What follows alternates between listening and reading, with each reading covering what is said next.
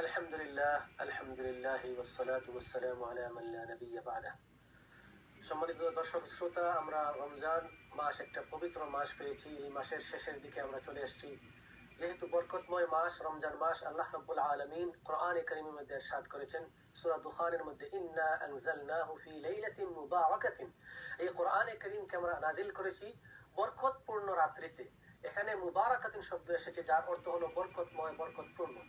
আল্লাহ রাব্বুল আলামিন কোরআনে কারীমের মধ্যে উল্লেখ করেছেন, ইন্না আনজালনাহু ফি লাইলাতিল কদর ওয়া মা আদরাকা মা লাইলাতুল কদর লাইলাতুল কদরি খায়রুম মিন আলফি শাহর। যে কোরআনে কারীম নাজিল করা হয়েছে কদরের রাত্রিতে, কদরের রাত্রির ফজিলত হলো খায়রুম মিন আলফি শাহর, 1000 রজনীর চেয়ে বেশি উত্তম।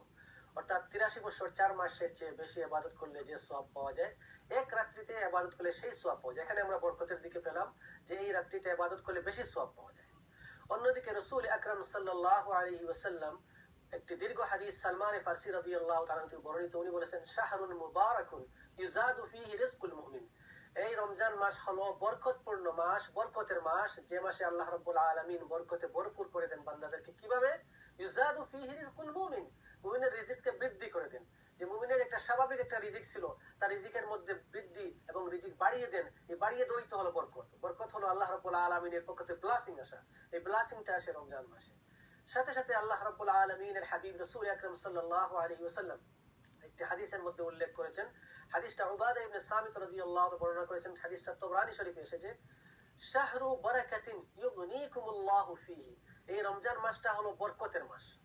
এই মাসে আল্লাহ রাব্বুল আলামিন তার বান্দাদেরকে অমুখাপেক্ষী করে দেন, অর্থাৎ তারা আর মুখাপেক্ষী কারো থাকে না, তাদেরকে ধনী বানিয়ে দেন।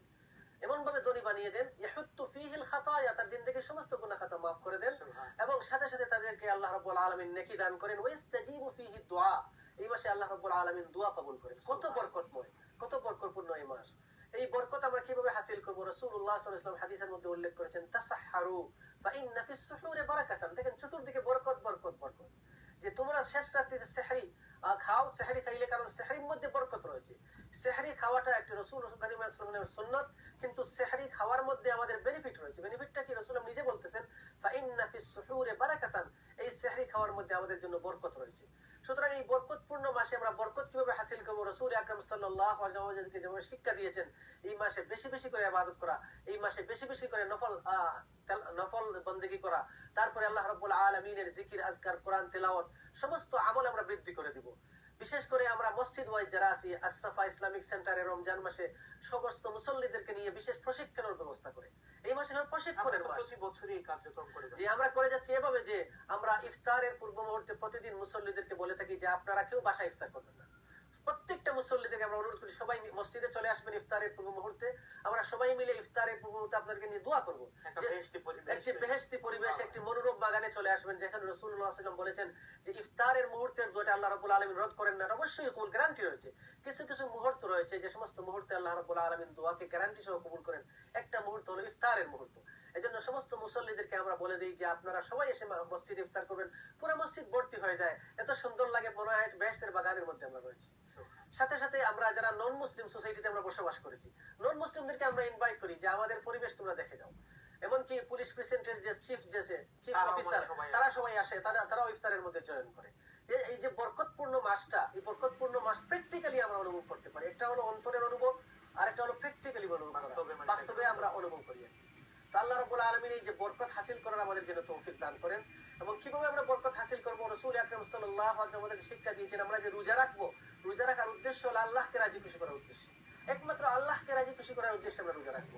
এই রোজাটা আমরা আল্লাহকে রাজি খুশি ব্যতি রেখে যদি করি, কিছু কিছু ইবাদত আছে যে সমস্ত ইবাদত লোক দেখানো হয়, কিন্তু রোজা এমন একটি ইবাদত যেটা লোক দেখানোর কিছু নেই, কারণ এটা আল্লাহকে রাজি খুশি করার জন্য আমরা করে থাকি।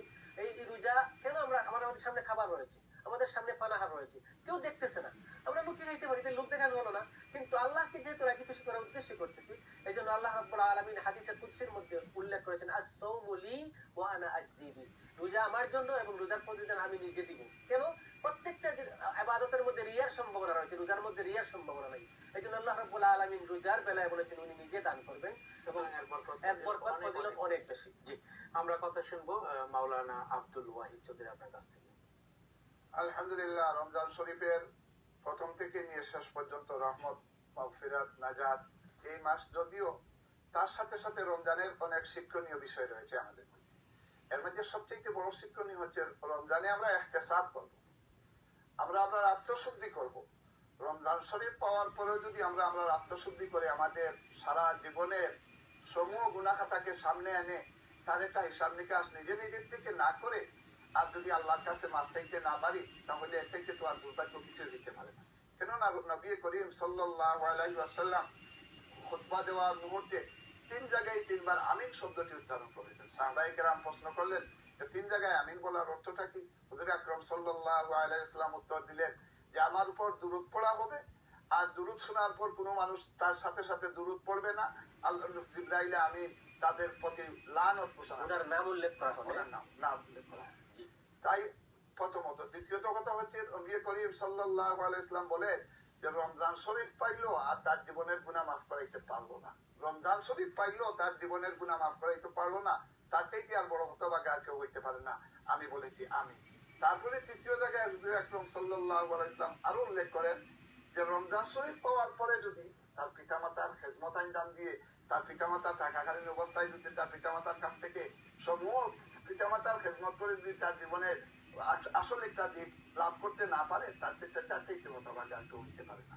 আমি আশা করবো আমাদের সামনে রমজান মাস, এই রমজানে প্রতি বছরই তো আমাদের কাছে আত্মশুদ্ধির জন্য আসে, এবং এই রমজানে আমরা রোজা পালন করছি, সিয়াম সাধনা করছি, তারাবির নামাজ আদায় করছি, কিন্তু এই রমজানের শেষ সময়ে এসে আমাদের কি একটু হিসেব করে নেওয়া দরকার না যে রমজানের আমরা কতটুকু অর্জন করতে পেরেছি, কতটুকু করতে পারলাম না, এবং এই শেষ দশকে আমরা কোন বিষয়গুলোকে আসলে বেশি গুরুত্ব দেব? আসলে রমজানের শেষ দশকে তো নবী করিম সাল্লাল্লাহু আলাইহি ওয়াসাল্লাম যত সবার উপরে না, আর সবাই করতে পারলে ভালো, ইতিকাফের উপর বহুত গুরুত্ব দিয়েছেন। রমজানের শেষ দশকে ইতিকাফের উপর গুরুত্ব দিয়েছেন। তার সাথে সাথে এই শেষ দশকে যদিও আমাদের উপমহাদেশে এটার প্রচলন চলে আসে যে রমজানের শেষ দশকে আমরা বিশেষত এই যাকাতের হিসাবটা করে দিই।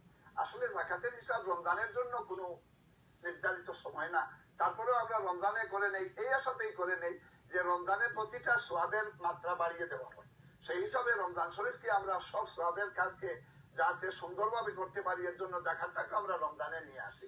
কিন্তু এই যাকাতটা যদি আমরা রমজানে নিয়ে আসি তাহলে ভালো কথা, রমজানের উসিলাতে আমরা বেশি সওয়াব পাইলাম। কিন্তু যাকাত তো আমাদের জন্য এমন একটি অপরিহার্য বিষয় যে আমাদের জীবনের শুরু থেকে শেষ পর্যন্ত যদি আমি যাকাত দেওয়ার উপযুক্ত লোক হয়ে থাকি তাহলে আমি যাকাত দিতে হবে। তবে রমজান আমাদের জন্য বিশেষ বোনাস, এই বোনাসের মাসকে আমরা সামনে রেখে যতটুকু সম্ভব হয় আমরা এই ব্যাপারে চিন্তা করি। আর বিশেষত রমজানে আরো একটা জিনিস আমরা খেয়াল করি, রমজানের শুরু থেকে আমরা অনেক উপরস্থ কর্মকর্তা আছি, আমাদের অধীনস্থ অনেক কর্মচারী আছে। রমজান শরীফ আসলে হুজুর আকরাম সাল্লাল্লাহু আলাইহি ওয়াসাল্লাম এ ব্যাপারে খুবই সতর্ক করেছে যে তোমরা রমজান তো রাখবে, এই রমজানকে সুন্দর এবং সঠিকভাবে রাখবে, তার সাথে সাথে তোমাদের অধীনস্থদের জন্য রমজানে একটু তাদের কাজের ভারকে হালকা করে দিবে। যেহেতু রমজান শরীফকে যদি তারা একটু হালকাভাবে কাজ করে নেয় আর ঠিক মতো রোজা রাখতে পারে তাহলে আল্লাহ পাক এর আদর তার নিজের হাতে দিবেন। সাথে সাথে রাসূল আকরাম সাল্লাল্লাহু আলাইহি ওয়াসাল্লাম হাদিসের মধ্যে উল্লেখ করেছেন যে রমজানের শেষ দশক আসলে রাসূলুল্লাহ সাল্লাল্লাহু আলাইহি ওয়াসাল্লামের আমল কি ছিল? শাদ্দা মিযরাহু ওয়া আইকাযা আহলাহু। এটা অত্যন্ত গুরুত্বপূর্ণ আমল। রাসূলুল্লাহ সাল্লাল্লাহু আলাইহি ওয়াসাল্লাম নিজের শরীরকে কাপড়কে শক্ত করে বেঁধে নিতেন শরীরে, অর্থাৎ নিজে খুব শক্ত করে মজবুত হয়ে যেতেন যে পুরা শেষ দশকে এসে পুরা দিন রাত্রি 24 ঘন্টা আল্লাহর ইবাদতের মধ্যে কিভাবে নিয়োজিত হতে পারতেন। সাথে সাথে ওয়া আইকাযা আহলাহু, পরিবারের সবাইকে জাগ্রত করতেন। এটা ইম্পর্টেন্ট একটা পয়েন্ট যে রাসূলুল্লাহ সাল্লাল্লাহু আলাইহি ওয়াসাল্লামের পরিবারে যারা ছিল, একদম মহিলাদের থেকে নিয়ে ছোট বাচ্চা পর্যন্ত যারা ছিল, সবাইকে জাগ্রত করতেন এই শেষ দশকে, যে শেষ দশকে কেউ রাত্রিতে ঘুমাতে পারবে না। পুরা শেষ দশকের শেষ 10 রাত্রি, পুরা 10 রাত্রি জাগ্রত থেকে তাহাজ্জুদের মাধ্যমে, নফল ইবাদতের মাধ্যমে, জিকির আজকারের মাধ্যমে, তেলাওয়াতের মাধ্যমে, আমলগুলোর মাধ্যমে বেশি বেশি করতেন। কেন? খুব গুরুত্বপূর্ণ কথা বলছিলেন। আমরা আপনার কাছে ফিরবো একটু পরেই, যাচ্ছি ছোট্ট বিরতিতে।